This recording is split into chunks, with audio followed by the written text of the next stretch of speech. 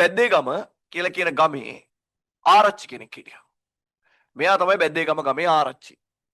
මේ ආරච්චිගේ නම තමයි බබේ හාමි. මෙයාට ආරච්චි තනතුර හම්බ වුණේ මේ ගමේ අකුරු ශාස්ත්‍රය දන්න එක මිනිහා හිටියේ. ලියන්න ලිවීමේ හැකියාව තියෙන එක මිනිස්සෙක් හිටියේ. ඒ නිසා තමයි මෙයාට මේ ආරච්චි තනතුර හම්බ වුණේ. හැබැයි මෙයාටත් ලියන්න පුළුවන් වුණේ බබේ හාමි කියන නම විතරයි. ඒ හැර වෙන කිසිම දෙයක් ලියන්න තිබුණේ නැහැ. කියන්නේ සාක්ෂරතාව අධ්‍යාපනික මට්ටම තිබිච්ච නැති පැත්තක්. එතකොට මේ බබේ හාමි ආරච්චි කසාදයක් කරගත්තා. බබේ හාමි ආරච්චිගේ බිරිඳ තමයි මේ. බබේ හාමි ආරච්චිගේ බිරිඳගේ නම නැන්චෝ හාමි. බබේ හාමිට හිටියා නංගි කෙනෙක්. බබේ හාමිට හිටියා නංගි කෙනෙක් ඩිංගි හාමි කියලා. මේ එක පවුලක් තාම හොඳේ ඩිංගි හාමි. මේ නැන්චෝ හාමිට හිටියා සහෝදරයෙක්. එයාගේ නම බබුන් අප්. දැන් මේ කතාවට අනුව මේ බබේ හාමි බබුන් අප්පුයි ඥාතිත්වයට කවුද මේ දෙන්නා? මස්සිනාලා දෙන්නේ. ඩිංගි හාමි නැන්චෝ හාමි කවුද මේ කතාවේ? නෑනලා දෙන්නේ. එතකොට නෑනලා දෙදෙනෙක් සහ මස්සිනාලා දෙන්නේ. ඊට පස්සේ මේ දෙන්නම ගත්තොත් එහෙම ස්වාමියා සහ බිරිඳ. එතකොට මේක පවුලක කතාවක්. මේ පවුලේ අල්ලපු පවුල. ඒ කියන්නේ අසල්වැසියෝ හිටියා. ඒ අසල්වැසි ගෙදරක හිටපු ප්‍රධාන චරිතයක් තමයි සිලිඳු. මේ සිලිඳුට හිටියා නංගි කෙනෙක්. මේ තමයි සිලිඳුට හිටපු නංගි. කර්ලිනා හාමි. මාර වැඩේ කියන්නේ සිලිඳු යාළු වුණා ඩිංගි හාමිත් එක්ක. පවුල් දෙක අතර සම්බන්ධතාවයක් ඇති වුණා. දැන් කවුද සිලිඳුයි බබේ හාමි ආරච්චි කවුද? මස්සිනාලා.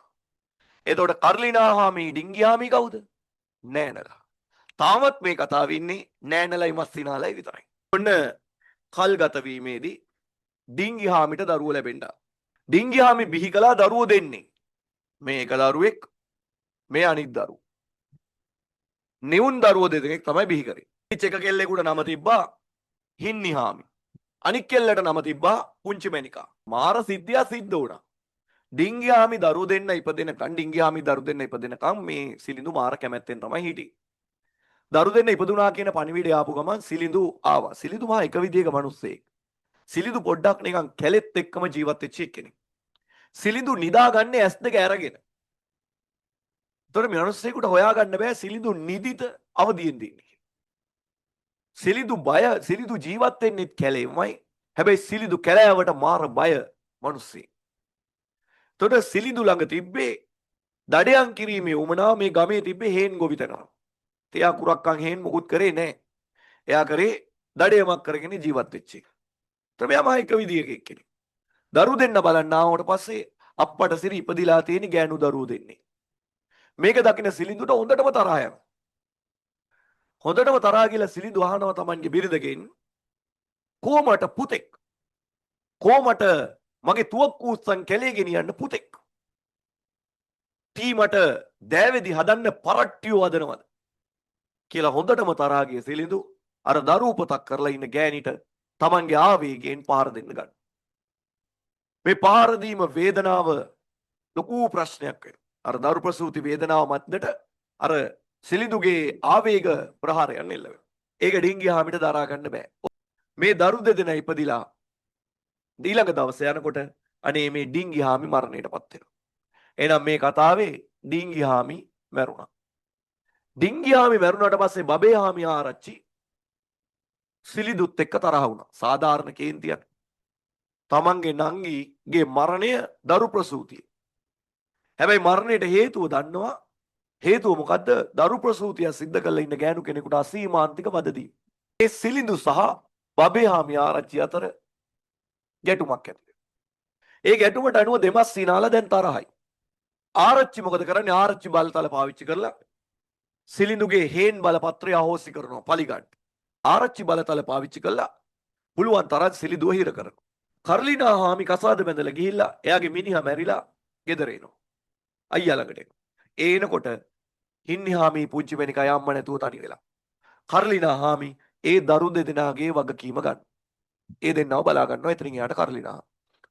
ඔබ කල්ගත වෙලා මේ හින්නි හාමිත් පුංචි වෙනිකත් නව යෞවනයේට එනවා. ඒ එනකොට මේ ගමේ ඉන්න වෙදෙක් වෙදරාල කෙනෙක්. මේ තමයි ඒ වෙදරාල. මේ පුංචි රාල වෙදරාල හින්නි හාමිට කැමති. මෙයා කට්ටඩියෙක්. මෙයා ඇවිල්ලා වෙදෙක්. මෙයා කැමති හින්නි හාමිට. හැබැයි හින්නි හාමි මෙයාට පොඩ්ඩක්වත් කැමති නෑ. මෙයා මොකද කරන්නේ? හින්නි හාමිව ගන්න try කරනවා. ඇවිල්ලා සිලිඳුගෙන් ඉල්ලනවා. සිලිඳුත් බෑ කියනවා. හින්නි හාමිත් බෑ කියනවා. මෙයා වෛරයෙන් පිටත් වෙනවා. ඒ වෛරයෙන් පිටත් වෙන්නේ තොට හොඳ වැඩක් කරන්න සිලිඳු කියලා. මාර වැඩේ කියන්නේ සිලිඳු ඒ කම්පැනියෙන් ඉන්නකොට කැලෑවේදී යකෙක් දැක්කා කියලා බය වෙනවා. ඉතින් පුංචිරාල කරපු දෙයක් නෑ. ඉතින් සිලිඳුගේ මේ බය අරින්ට කැලෑවේ Tamanගේ ඇඟට ආපු යකාව අයින් කරගන්න පුංචිරාල මාර ගේමක් ගන්නවා. පුංචිරාල දේවාලයකට එක්කගෙන ගිහිල්ලා ඒ දේවාලේ කපුවට සල්ලි දීලා කපුවලව්ව කියවනවා මේ හින්නි හාමිව පුංචිරාලට දුන්නොත් තමයි සිලිඳුගේ යකා යන්නේ. තාත්තා බේරගන්න මකර කටට පනින්න දුවට සිද්ධ වෙනවා. මේ හින්නි හාමිව එක් දින අඹුකමකට ගන්නවා. හින්නි හාමි තාත්තා බේරගන්න යනවා. වැඩේ කියන්නේ ගිහිල්ලා දෙවනි දවසේ වෙද්දී පුංචිරාලට පහර දීලා පුංචිරාලව බය කරලා හින්නි හාමි නැවත ගෙදර එනවා. මේක පුංචිරාලට තරහයි. පුංචිරාලට වේදනයි. දින අඹුකම නිසා මේ හින්නි හාමිට දරුවෙක් ලැබෙන්නේ නැහැ. මේ දරුවා ඉපදෙද්දිම මැරෙනවා. මේ දරුවා මැරිච්ච දවසේම සිලිඳුට හම්බ වෙනවා කැලෑවේ ඉඳලා මුව පැටියෙක්. මේ මුව පැටියව අරගෙන එනවා. මුව පැටියව දැක්කම හින්නි හාමිට ආදරේ හිතෙනවා. හින්නි හාමි මොකද කරන්නේ? හින්නි හාමි මුව පැටියට දරුවට වගේ ආදරය කරනවා. හින්නි හාමිට කිරි එරෙනවා. හින්නි හාමි Tamanගේ දෙතනින් මේ මුව පැටියට කිරි පොවනවා. මේක පොඩ්ඩක් ගමේ මිනිස්සුන්ට වෙනස්. ඒකෙන් ප්‍රයෝජන ගන්නවා පුංචිරාල. පුංචිරාල ගමේ මිනිස්සුන්ට කියනවා මේ ගමේ ඔය මැලේරියාව සංගත බෝ වෙලා යන්නේ. උණ රෝගෙන් වයසක මිනිස්සු මැරෙන්නේ. ඉපදිච්ච ගමන් ළමයි මැරෙන්න හේතුවක් තියෙනවා. ඒ තමයි මේ ගමේ හින්නි හාමිට යක්ෂ අවතාර බැල්මක් තියෙනවා. ඔය හින්නි හාමි ළඟ ඉන්න මුව පැටියා මුවෙක් නෙමෙයි අවතාරයක් කියලා බය කරනවා. ගමේ මිනිස්සු ඒක විශ්වාස කරනවා. ගමේ මිනිස්සු විශ්වාස කළා මොකද කරන්නේ? මේ හින්නි හාමිට ගමෙන් පළවා හරින්න ගල් වලින් ගහනවා. ඒ ගල් ප්‍රහාරයට ලක් වෙලා මේ හින්නි හාමි මරණයටපත් වෙනවා. ගල් ගහලා තමයි මැරුවේ. මුව පැටියටත් ඒ විදිහටම ගල් ගහලා මරලා දානවා. දැනට මේ කතාවේ දෙන්නෙක් අවසන්. ඊට පස්සේ මේ ගමේ පුංචි බෙනික හරි ලස්සන හැඩකාරී. පුංචි බෙනිකට ලව් කරනවා මේ බබුන් අප්පු අම්මට සිරි ඩේන්ජර්ම සම්බන්ධයෙන්. ඇයි හේතුව? කලින් ඒ පවුලට එකෙක් දීලා මරාගත්තා. ඒ වගේ ප්‍රශ්නයක් තියෙන තැනක බබුන් අප්පුයි පුංචි බෙනිකයි සම්බන්ධය ඇති කරනවා. මේ සම්බන්ධයට ස්ථිරයි අකමැති කෙනෙක් ඉන්නවා. කවුද අකමැති? නැන්චෝ හාමි ස්ථිරයි අකමැති. තමන්ගේ නෑ නට වෙච්ච දේ තමන්ගේ මල්ලිට කරගන්න බෑ. හැබැයි බබුන් කියන දේ අහන්නෙම නෑ. මේකට බබේ හාමි ආරච්චි විරුද්ධයි. අවසානයේදී මතවාදීව ගැටිලා බබේ හාමි ආරච්චි බබුනුයි තරහ වෙනවා. අක්කයි මල්ලි තරහ වෙනවා. බබුන් මොකද කරන්නේ? පුංචි බෙනිකව තමන්ගේ ළඟට ගන්නවා. තමන්ගේ පැල් කොටේට ගන්නවා. මේක ඇවිල්ලා බබේ හාමි ආරච්චිටත් උනේ මදි පුංචිකම. නැන්චෝ හාමිට දුකක්. සිලිඳු කට වහගෙන ඉන්නවා පුංචි බෙනිකා එක පැල් කොටයකට යනවා. ඊට පස්සේ මේ ගමට එනවා පිටින් කෙනෙක්. මේ පිටින් ආපු කෙනාගේ නම තමයි ප්‍රනාන්දු. මේ ප්‍රනාන්දු කියන්නේ මුදලාලි කෙනෙක්. සල්ලි භාගේ තියෙන කෙනෙක්. මේ ප්‍රනාන්දු මුදලාලි ගමේ මිනිස්සුන්ගේ අස්සනු මිලට ගන්නවා. ගමේ මිනිස්සුන්ට ණය දෙනවා, පොලියට දෙනවා. එතකොට ගමේ මිනිස්සුන්ට ප්‍රනාන්දු නැතුවම බෑ. එතකොට මේ ප්‍රනාන්දු පදිංචි වෙලා ඉන්නවා එක්තරා නිවසක. මේ ප්‍රනාන්දු පදිංචි වෙලා ඉන්නේ බබේ හාමි ආරච්චිට නිවසක තමයි කුලියට ඉන්නේ. ප්‍රනාන්දුත් මේ පුංචි බෙනිකාගේ රූපයෙන් වශීකృత වෙනවා. ප්‍රනාන්දුත් පුංචි බෙනිකට ලව් කරන්න පටන් ගන්නවා. ප්‍රනාන්දු බලනවා පුංචි බෙනිකට ටෝක් කළා. වැඩේ හරියන්නේ. පොඩි කොල්ලෙක් ධම්මලා ටෝක් කරනවා. ඒත් වැඩේ හරියන්නේ. ප්‍රනාන්දු ගිහිල්ලා තමන්ගේ මිත්‍රයා වෙච්චි බබේ හාමි ආරච්චිට කියනවා මට පුංචි බෙනිකව සෙට් කරලා දෙන්න. එතකොට බබේ හාමි ආරච්චිගේ කවුද පුංචි බෙනිකා? දුව. නංගිගේ දුව. බබේ හාමි ආරච්චි බලනවා සිලිඳුගෙනුයි බබුන්ගෙනුයි පලිගන්න තියෙන හොඳම අවස්ථාව මේකයි. ඒකට ප්‍රකාරව බබේ හාමි ආරච්චි එක්තරා හැන්දෑවක බබුන් අප්පුට කතා කරනවා තමන්ගේ ගෙදරට. උග කාලයකට පස්සේ අඬ ගහන්නේ මොකද කියලා ඇහුවම මේ පුංචි බෙනිකාගේ ආශිර්වාදෙත් එක්ක තමයි යන්නේ ගිහින් බල්ලෙන්ට. ගියාට පස්සේ බබේ හාමි ආරච්චි කියනවා උඹට මං ওই පවුල ගැන කිව්වනේ. උඹ කියන දේ ඇහුවේ නෑනේ. උඹ හොඳ තැනකින් කසාදයක් බැඳගනි. මේ උඹ නැති අතරේ පුංචි බෙනිකා කියලා තියෙනවා ප්‍රනාන්දුට ඒ ගෙදරට එන්න කියලා. මේ ප්‍රනාන්දු හිතේ විශ්වාසයට මට ඇවිල්ලා කිව්වා. මේ ප්‍රනාන්දු ඒත් පුංචි බෙනිකාට කැමති.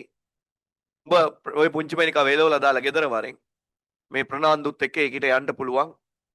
උඹ අකමැති නිසයි මේ පුංචි මැනිකා ප්‍රනාන්දුත් එක්ක යන්නේ නැත්තේ. මේ දෙන්න අතරේ සම්බන්ධයක් තියෙනවා කියලා. හැබැයි මේ බබුන් අප්පු පුංචි මැනිකට හරිම ආදරේ. බබුන් අප්පු කියනවා ඒක වෙන්න බෑ. නැවත වතාවක් බබේ හාමි ආරච්චිත් එක්ක තරහ වෙලා පුංචි මැනිකා විශ්වාස කරලා ගෙදර එනවා. ඒ ආපු දවසේ පහුවෙනිදා උදේ පාන්දර පොලිසියෙන් එනවා ගමට. ගමට එන්නේ ගමේ හොරකමක් සිද්ධ වෙලා. ආරච්චිගේ ගේ බින්දා කියලා. ආරච්චිගේ ගේ බින්දා ඒ නැති වෙච්චි බඩු බබුන් අප්පුගේ ගෙදර තියලා හම්බ වෙනවා. බබේ හාමි ආරච්චි ප්‍රනාන්දු එකතු වෙලා ගේමක් ගහලා. ඉතින් මෙයා උසාවියට ඉදිරිපත් කරනවා. ඉතින් බබුන් අප්පුලා අහිංසක මිනිස්සු. ඒගොල්ලෝ වෙනුවෙන් පෙනී සිටින්න නීතිඥයෝ නැහැ. ප්‍රනාන්දු කියන්නේ නාගරික සමාජික. එයා යාගේ බලය පාවිච්චි කරලා බබුන් අප්පුව 6 මාසයකට හිරේ ආරින්. බබුන් අප්පු නොකල වරදකට සිරගත වුණා. මේක දරා ගන්න අමාරු වුණා සිලිඳුට. සිලිඳුට තේරෙනවා මේ ඔක්කොම හැදෙන්නේ පුංචි මැනිකව ප්‍රනාන්දුට දෙන්න. ඊට කලින් Tamanගේ දුව ආරක්ෂා කරන්න ඕන. හැබැයි සිලිඳුට තියෙන්නේ මුර්ග සිතුවිලි. කැලේ සත්තු එක්ක හිටපු සිතුවිලි. මානුෂීය මූණුවර නැහැ. Tamanගේ දඩයම් තුවක්කු අරගෙන එන සිලිඳු මොකද කරන්නේ? Tamanගේ දුවට වෙන්නැහි ඇති වෙන්න කලින් බබේ හාමි ආරච්චිට වෙඩි තබලා ඝාතනය කරනවා. ඒ තබ්බපු පිම්මෙම ප්‍රනාන්දුටත් වෙඩි තියලා ඝාතනය කරනවා. ද්විත්ව ඝාතනය සිද්ධ වෙනවා. මේ සිලිඳුට ජීවිතාන්තය දක්වා හිරේ යන්න සිද්ධ වෙනවා. අවසානයේදී මේ කතාවේ නැන්චොහාමි තනි වුණා. මොකද කරන්නේ? එයා මේ ගම අතහැරලා යන්න තීරණය කරා. එයාගේ දරුවෝ පොඩි, දරුවොත් එක්ක හේනක් කොටා ගන්න විදිහක් නැහැ. ඒ නිසා එයා ආරච්චිගේ නෑදෑයෝ පදිංචි වෙලා ඉන්න පැත්තකට ගියා. ඊට පස්සේ මේ ගමේ ඉතුරු වුණා මේ පුංචිරාල. මේ පුංචිරාල ගමේ ආරච්චි විදියට පත් කරගත්තා. මේ පුංචිරාල තමයි ගමේ අලුත් ආරච්චි. මේ පුංචි මැනිකා බබුන් අප්පු එනකම් බලාගෙන හිටියා. කරලිනා ආමි හොඳටම වයසට ගිහිලා පස්සේ මැරිලා ගියා. අවසානයේදී මේ ගමේ ඉතුරු උනේ පුංචි මැනිකයි පුංචිරාලයි විතරයි. පුංචිරාල ඔත්පල වෙලා එකතෙන් වෙනවා. හැබැයි පුංචි මැනිකා Tamanගේ ගෙදරට පුංචිරාලව ගෙනල්ලා නංගිට කරපු අරියාදු ඔක්කොම අමතක කළා. Tamanගේ පවුලට කරපු අරියාදු ඔක්කොම අමතක කළා. Tamanගේ ගෙදරට ගෙන්නගෙන එයාට අපෝපස්ථාන කරනවා. අවසානයේදී පුංචිරාලත් මැරිලා යනවා. මේක ඇවිල්ලා පරිපාලන ගම්මාන ලෙනාඩ් වුල්ෆ් පරිපාලන නිලධාරියෙක් විදිහට ඇවිල්ලා එයාගේ පරිපාලන ගම්මානය ඇතුලේ සිද්ධ වෙච්ච කතන්දරයක්. එක මිනිස්සෙක් ජීවත් වෙන ගමක් තිබ්බා බැද්දේ ගම කියලා. කැලෑවෙන් ඇතුලේ. ගම්මුත් එක්ක කිසිම සම්බන්ධතාවයක් පවත්වන්නේ නැති කැලෑබද ගම. පුංචි මැනිකාගේ මරණය සිද්ධ වෙන තුරුම අවසාන සමාජිකා විදියට ඒ ගමේදී. ඉතින් මේක අයුක්ති සහගතයි. අසාධාරණ රජ කරපු තැන. දුප්පත් අහිංසක මිනිස්සුන්ට කැලෑ නීතියෙන් කටයුතු වෙච්ච විදිහ. ඒ මිනිස්සුන්ගේ ජීවිත කතාව. ඒ මිනිස්සුන්ගේ අනුවේදනීය වේදනා කතාව.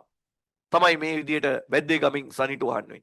දැන් ඔයා බැද්දේ ගම කියවලා තිබ්බත් නැතත් දැන් ඔයා දන්නවා බැද්දේ ගම කියන කතාවේ ඇතුළාන්තය මොකක්ද?